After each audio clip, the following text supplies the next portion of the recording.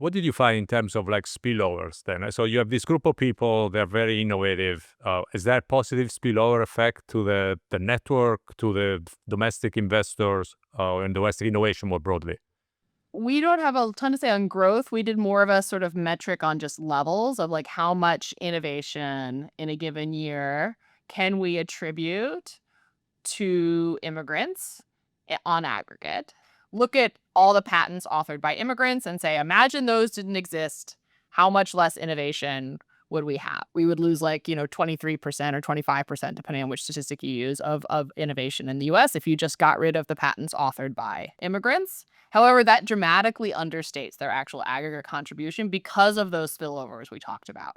A non-trivial share of the productivity of Americans comes from the fact that they had collaborated with immigrants on some of their prior patents, and thus their future output is caused by what they learned from immigrants, and vice versa. Some of the output of immigrants comes from the fact that they've collaborated with Americans, and that output is attributable to what they learned from those American collaborations. So when we redo the calculation, allowing for the collaborators to get credit for what they sort of taught the other group, we find immigrants are actually responsible for 32% of aggregate innovation output because of these large spillovers that they create for Americans.